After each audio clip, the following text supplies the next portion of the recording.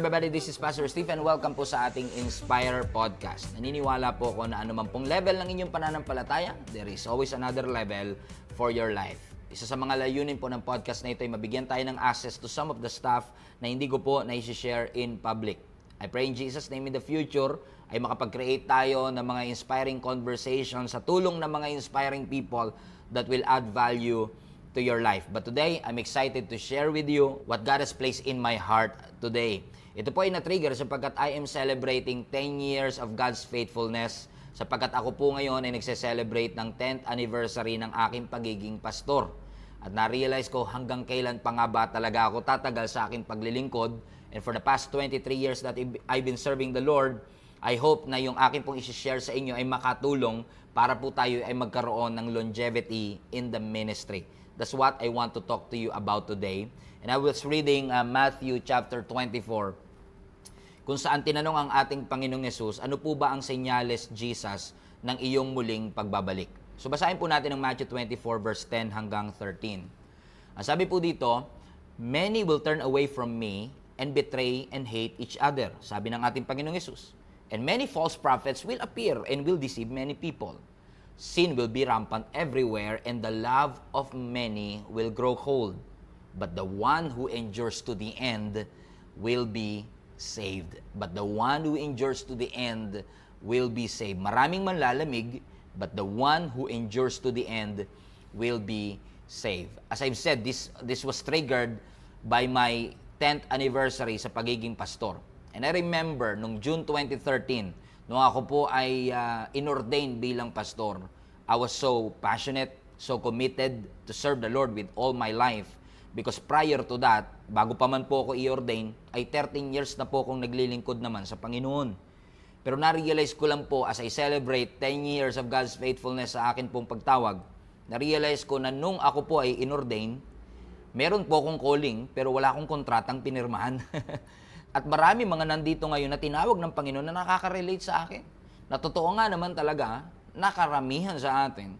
Nung tayo ay umuo sa ating Panginoon, alam nating may pagtawag tayo, pero wala tayong kontratang pinirmahan kung hanggang kailan tayo maglilingkod. Sabi ko nga sa Panginoon, Lord, hayaan mo na makapaglingkod ako sa iyo as long as I want. But then I've realized, mga kapatid, through 10 years of God's faithfulness in my life, na hindi ako makakapaglingkod sa Panginoon as long as I want, kundi makakapaglingkod ako sa Panginoon as long as God wants. Because it's very important for me to realize na ang Diyos ang nag-enable sa akin para makapagpatuloy at makapagtagal kung saan man ako tinawag ng Panginoon upang malakaran ko ang mga layunin niya sa aking buhay. Nakakalungkot nga po sapagkat I was reading an article a few days ago. Sabi po dun sa article na isa po sa mga epidemic na lumalagana po sa ating mundo ay yung kakulangan ng mga church volunteer. Pakonti na raw po ng pakonti ang mga taong nagde-dedicate ng kanilang buhay upang paglingkuran ang ating Panginoon. Totoo nga naman po kasi na isa sa pinaka-challenging na gawin is to keep your faith intact. Para masabi natin yung sinabi ni Apostle Paul, that I have finished the race, but I have kept my faith. Sa katotohanan naman po kasi, talagang minsan kapag may mga challenges, mas madali sa ating mag-complain, mag-criticize o umalis.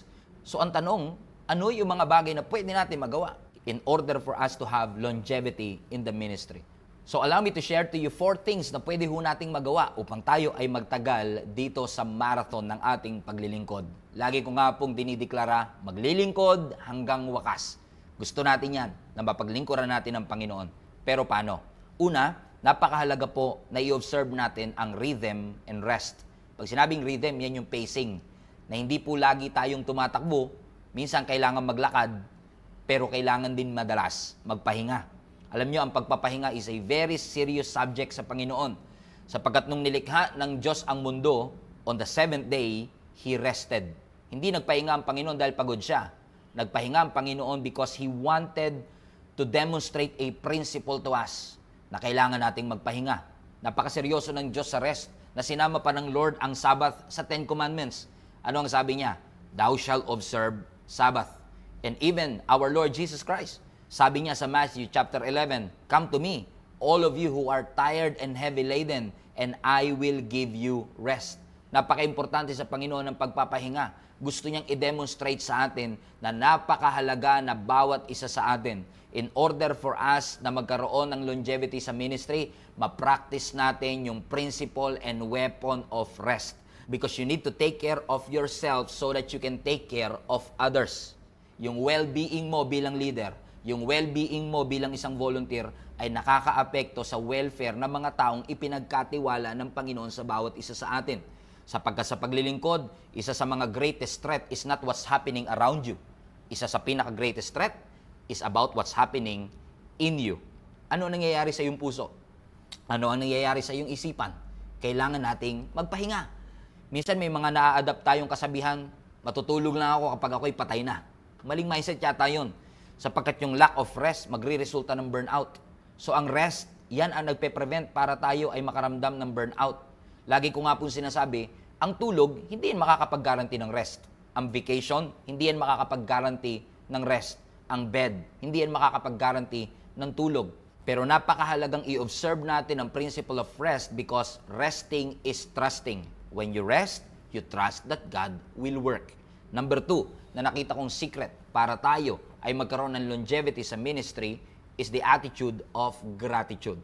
Napakahalaga po ng pagpapasalamat. Bakit po? Alam niyo po, sa tagal natin sa ministry, marirealize natin that there are difficulties, there are challenges, and there is always a temptation na magkaroon tayo ng libu-libong blessing, pero instead na ma-appreciate ang libu-libong blessing, mas napagtutuunan natin ng pansin yung isang challenge, yung isang difficulty, o yung isang kakulangan. Napakahalaga po ng gratitude because gratitude will refocus your heart from the burdens of the ministry to the blessings of the ministry. Maaaring ikaw ay nagli-lead ng ministry of hundreds of people, thousands of people, but sometimes mas na-appreciate natin yung mga wala. O kaya naman, yung mga meron sa iba. Minsan, you are leading a ministry na punong-puno ng mga taong seryoso, pero minsan nakafocus ka dun sa isang taong pasaway. It's very important. It's helpful to your well-being. Napaka-importante nito sa iyong emotion because our gratitude has a profound effect to our mental and emotional health. Ang ating gratitude probably is the healthiest emotion we could possibly have. So learn to appreciate what God has entrusted to you. Learn to appreciate what you have. And when you have the attitude of gratitude, isa yan sa makakatulong for us to have longevity in the ministry. Number 3, na nakita kong makakatulong sa atin is purpose. Alam nyo, ang isang taong may layunin at purpose, malayo ang kanyang mararating. Kahit mapagod, kahit may mga discouragement, kahit may challenges and difficulty, dahil nakafocus tayo sa purpose, mas nakakapagpatuloy tayo. Kasi alam natin, hindi pa tapos ang Panginoon sa bawat isa sa atin. Alam nyo, napakahalaga na may vision ka sa iyong paglilingkod sa Panginoon. At kapag ang vision natin, biblical lalo na, yung biblical vision na yan, ay hindi listahan ng mga bagay na gusto natin ma-accomplish. Pangarap lang yun. Goals lang natin yun na gustong i-fulfill. Ang biblical vision laging tied up sa kanyang scripture. Amen? So napakahalaga na tayo ay nakafocus dun sa destination and purpose. Hindi lang dun sa ating pangarap and dreams, kundi sa vision na nilagay ng Panginoon sa atin. Kasi lahat tayo, nung nagsimula, kulang naman talaga tayo lahat eh. Pero dahil may mga great mentor tayo, dahil nag-aral tayo, dahil nag-practice tayo, umating ka ng seminar, ng conference, nagbasa ka ng libro, pinakinggan mo yung mga feedback sa'yo, in-apply mo sa iyong buhay, meron kang positive and daily discipline. Lahat ng mga bagay na yun ay nagsama-sama for your journey of improvement. So never stop growing. Kasi kapag hindi ka na lumalago, chances are, you won't last long. Hindi ka talaga magtatagal. Now, tignan nyo si Moses. Si Moses, pinaglingkuran niya ang mga Israelite for 40 years. Siya ang tinawag ng Panginoon to bring the Israelites from Egypt papunta ng Promised Land. Out of slavery, papunta sa freedom. Alam niya at napakasimple ng kanyang purpose. Simpleng-simple yung goal. Simpleng-simple yung kanyang destination. Dalhin ang mga tao mula Egypt, papunta doon sa Promised Land. So, ibig sabihin, nung nailabas ni Moses ang mga Israelites sa kamay ng mga Egyptian, hindi pa tapos ang purpose doon. Nung nilabas niya sa Egypt ang mga Israelites, hindi pa tapos ang laban. Nagsisimula pa lang yung kanyang purpose. Kumbaga parang sa buhay natin, ganun din, ano? Nung tinanggap natin ang ating Panginoong Hesus at iniwan natin yung ating lumang buhay, hindi pa natapos doon ang purpose ng Panginoon sa atin. Yun ay simula pa lamang. Yung pag-iwan natin sa ating lumang buhay ay simula pa lamang. Pero pagkatapos ba noon, napunta na kagad sila sa Promised Land? Hindi. Napunta sila saan? Sa wilderness At nagpaikot-ikot sila for another 40 years. Imbis na dumali ng dumali, lalong humirap ng humirap at tumagal ng tumagal. Naka-experience sila ng patong-patong na mga challenges. Nakarinig si Moses ng patong-patong na mga reklamo. Pero tingnan nyo to mga kapatid ha, naniniwala ako si Moses, purpose-driven talaga eh. Kasi kung si Moses po ay namatay at the age of 120 years old, at sila ay nag-travel sa desert for 40 years, ibig sabihin, nung nagsimula si Moses sa ministry, 80 years old na siya. 80 years old na siya. Habang pa-retire na ang marami sa atin at the age of 80, habang tayo ay inaantay na lang kung kailan ng Lord babawiin ang ating buhay at the age of 80, si Moses tumanggap pa ng bagong assignment. Habang yung iba sa atin ay maaaring nag-retire na, si Moses may bago pang tinanggap na assignment. Bakit? May purpose kasi. Pag ang Diyos may purpose sa'yo, kahit anong edad mo, tatanggap ka ng assignment. Kahit anong edad mo, magpapatuloy ka sa ating Panginoon. Hindi siya nagreklamo, hindi niya sinabing matanda na siya, hindi niya sinabing, Lord, masyado na yatang late para sa akin. No. For the next 40 years, he kept on following the instructions of the Lord. Deserve niya ang recognition. Pero imbis na recognition, ano nakuha niya? Complaint, rebellion. Yun yung natanggap niya sa mga tao. Pero dahil may purpose siya, dahil may layunin siya, nagpatuloy lang siya. Ganon din ang paglilingkod natin sa ating Panginoon. Magiging challenging, magiging difficult. Wala naman kasing simbahan na seryoso sa misyon ang problem-free. Lahat ng mga simbahan, lahat ng mga Christians na seryoso sa misyon, daranas ka talaga ng temptation, daranas ka talaga ng challenges. At madalas, parte ng growth yung stress na yan. Parte ng growth yung mga challenges na yan. At bilang mga leaders, bilang mga volunteers ng simbahan, bilang naglilingkod at nag-dedicate ng ating buhay sa Panginoon, we will fail. We will make a mistakes. Sometimes, kahit ayaw mong gumawa ng desisyon bilang leader, you have to make that decisions. And most of our decisions are flawed. Pero, hindi tayo sumusuko sapagkat alam nating may layunin ang Panginoon sa bawat isa sa atin. So, ang isang Kristiyano na laging napapaalalahanan ng kanyang purpose, malayo ang mararating. Alam nyo, sa paglilingkod, it's not just about what we do, but it's all about why we do what we do. So yung pang-apat na bagay na pwede natin gawin upang tayo ay tumagal sa ministry is relationship. Relationships. Napakahalaga po ng relationship. Una, sa Panginoon. Because the first and the most needful relationship is with the Lord.